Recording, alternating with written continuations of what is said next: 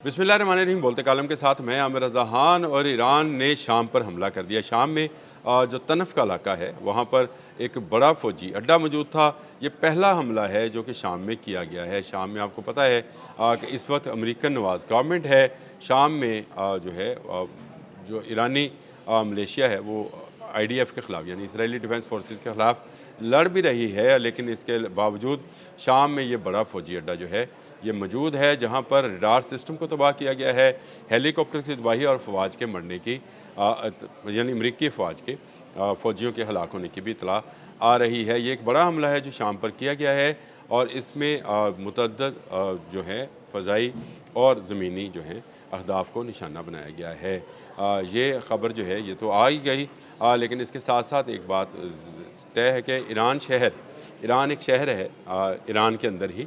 Iran शहर में एक फ़ौजी तनसीब में हमला की सूरत में ईरानी फ़ौजियों की शहादत की खबर है। इस खबर के बाद पासदारान इनकलाब ने शाम में तनफ़ के मुकाम पर इस बड़े फ़ौजी अड्डे पर अमरीकी फ़ौजी अड्डे पर हमला किया, जिसमें उनके हेलीकॉप्टर्स हैं, जिसमें उनके जहाज़ हैं, जिसमें एयर बेस भी मौजूद है, जिसमें उनकी अफवाज के जो हैं दफातर मौजूद हैं, कमांड एंड कंट्रोल सेंटर भी था। इन तमाम को बैक वक्त निशाना बनाया गया। ये पहली मरतबा है ईरान अमेरिका जंग के अंदर जब शाम में एक बड़े फ़ौजी अड्डे को निशाना बनाया गया है। ईरान ने जो जवाब दिया है वो मुख्तलिफ़ इलाकों में मुख्तलिफ है। उर्दन, बहरीन, कुवैत में भी दिया गया है। फिर इसके अलावा इराक़ में अमरीकियों से कहा गया है कि वो जो हैं वो मुहतात रहें, क्योंकि इराक़ में भी हमला हो सकता है। बगदाद में मौजूद अमरीकियों को नकल मकानी का कह दिया गया है। तो इसका मतलब ये है कि जंग का दायरा कार जो मैं अपने पिछले व्लॉग में बात कर रहा था वो आहिस्ता आहिस्ता बढ़ाया जा रहा है। BBC की रिपोर्ट के मुताबिक पासदारान इनकलाब ने इस कामयाब ऑपरेशन का दावा किया है और उन्होंने कहा है IRGC ने कि उन्होंने तनफ़ के इलाके में पूरा ये command and control centre, radar systems और इसके अलावा इंटरसेप्टर्स बैटरीज़ जो हैं जो कि पेट्रियट थी उनको भी तबाह किया है। उन्होंने स्वाम अटैक किया जिसमें मुख्तलिफ मिसाइल्स और क्लस्टर बम्बिंग का इस्तेमाल किया गया। इसके अलावा ड्रोन्स भी इस्तेमाल किए। तो शाम पर पहला हमला ईरान की जानिब से कर दिया गया है। अमरीकी अड्डे को तहस नहस कर दिया गया है। बड़े पैमाने पर जो है तबाही के वहाँ मनाज़र हैं। अभी ख़बर जो है क्योंकि चंद मिनट पहले आई तो मैंने आपसे इसको डिस्कस कर लिया।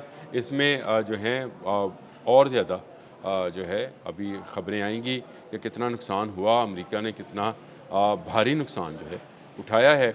आपने हरमज़ में इस वक्त तेल की तरसीलात बंद है और आपने हरमज़ के साथ साथ बाब मंदब भी बंद करने की धमकी ईरान ने लगा दी है। यानी अब आपने हरमज़ बंद है तो बाब मंदब जो है हौज़ीज़ से कह दिया गया है कि वो इसको बंद कर दे। इसके बाद दुनिया में तेल का एक ऐसा बहरान आने वाला है जिससे ना यूरोप नंबर आजमा हो सकेगा, ना अमेरिका, ना ही एशिया के बाकी ममालिक, क्योंकि उनके पास तेल नहीं है। तेल की एक बड़ी रसदगाह जो है यही मिडल ईस्ट और सऊदी अरब हैं, जहाँ से तेल आता जाता है।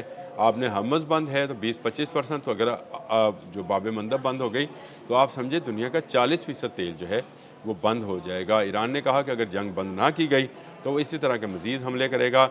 अभी भी उन्होंने मुख्तलिफ़ इलाकों और मुख्तलिफ़ मुल्कों में हमले किए हैं। कुवैत ने भी कहा है कि उन्होंने मुतअद्दिद मिसाइल जो हैं उनको नकारा बनाया।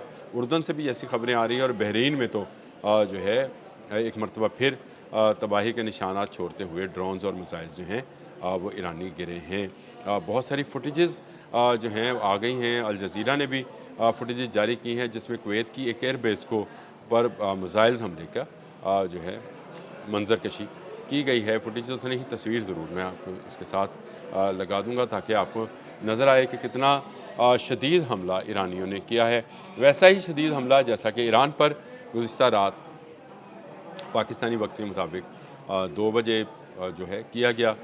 ये हमला जो था ये मुख्तलिफ़ शहरों में जो है सिविलियन तनसीबात पर किया गया, लेकिन शुक्र ये है कि अल्लाह ताला का कि ईरान ने अभी तक जो है सिविलियन आबादी को निशाना नहीं बनाया है, फ़ौजी तनसीबात को निशाना बनाया है। लेकिन RT की रिपोर्ट है जी, RT ने कहा है कि ईरान ने तनबीह जारी कर दी है और कह दिया है कि अगर इसी तरह से काम करते रहे तो फिर हम भी शहरी तनसीबात को निशाना बनाएंगे, क्योंकि हमारे शहरी अगर महफूज नहीं हैं तो ख़त्े का कोई शहरी भी महफूज ना समझा जाए।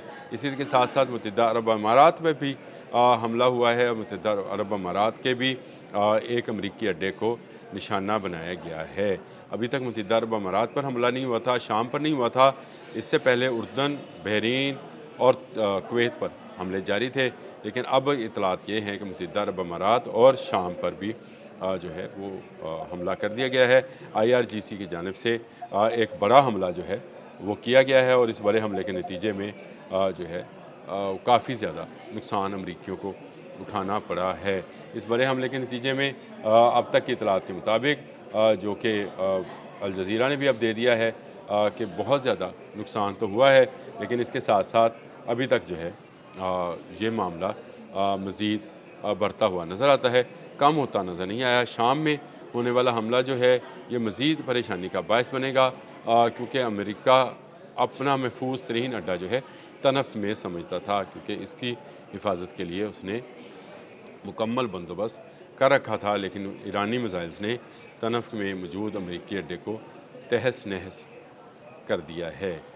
ये जंग आहिस्ता आहिस्ता मज़ीद बढ़ती चली जा रही है। अगर हौज़िस भी इसमें आ गए, बाब मंदब भी बंद हो गया, तो फिर आप तेल की कीमतों को ऊपर जाता देखिएगा। दुनिया में तेल का तवानाई का एक बड़ा बहरान जो है वो सर उठाएगा। ज़रूरत इस अमर की है कि इस्लामाबाद टॉक्स को आगे बढ़ाया जाए, उसी MOUs को जिसके तहत एक अमन माहिदा होना था, उस अमन माहिदे को जो है आगे बढ़ाया जाए, ताकि दुनिया जो है वो इस जंग से, जिसको तीसरी आलमी जंग बनाने का इरादा इसराइल का है, उसको टाल दिया जाए। नेतन्याहू अपनी सियासत बचाने के लिए दुनिया को तबाह करने के दर पे है और डोनाल्ड ट्रंप जो हैं वो उसका साथ दे रहे हैं।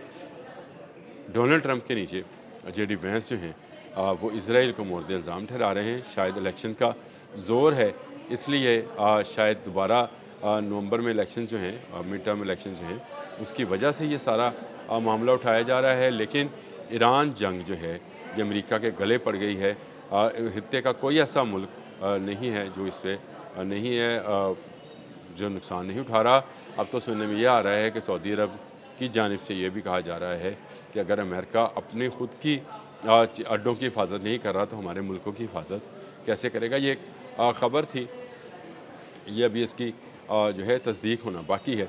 अगर इसकी तस्दीक हो गई कि वाकई ये शहज़ादा फरहान ने ये बात कही है, जो कि फ़ॉरेन मिनिस्टर हैं सऊदी अरब के, तो ये ख़त्ते में एक बड़ी तब्दीली का पेश हिमा भी हो सकती है। ये जंग जो है हर आने वाले दिन के साथ, हर गुज़रते घंटे के साथ मज़ीद तेज़ से तेज़ तर होती चली जा रही है और अब शाम को भी निशाने पर ईरान ने रख लिया है, जिसके बाद ईरान ने तनफ़ के इलाके में अमरीकी फ़ौजी अड्डा जो है उसको तबाह कर दिया है। Radar centre, command and control centre और जितने वहाँ पर मौजूद जहाज़ और हेलीकॉप्टर्स थे, सब तबाह हुए हैं। BBC के मुताबिक अफवाज का भी नुकसान, यानी फ़ौजियों का भी नुकसान हुआ है। कितना नुकसान हुआ है, कितने ज़ख्मी हैं, कितने हलाक हुए हैं, ये अभी ख़बर सामने नहीं आई है। ये सारा बदला ईरान शहर में एक फ़ौजी तनसीब पर होने वाले हमले में ईरानी फ़ौजियों के शहीद होने के बाद किया गया है। ये बड़ा हमला था जो किया गया और इसके नतीजे में अब शाम भी ईरान के निशाने पर आ गया है। इससे पहले इराक़ था, कुवैत था, बहरीन था, उर्दन था, मुत्तहिदा अरब अमारात था। मुत्तहिदा अरब अमारात में भी हमला हुआ रात को, और उसकी तफसील जो है जैसे ही सामने आती है मैं आपको उस पर अलग से व्लॉग करके दूंगा, क्योंकि मुत्तहिदा अरब अमारात अभी तक बचा हुआ था, अब अगर निशाने पर आया है तो ये बहुत अहम हो जाएगा। अब तक के लिए इतना ही। अल्लाह हाफ़िज़।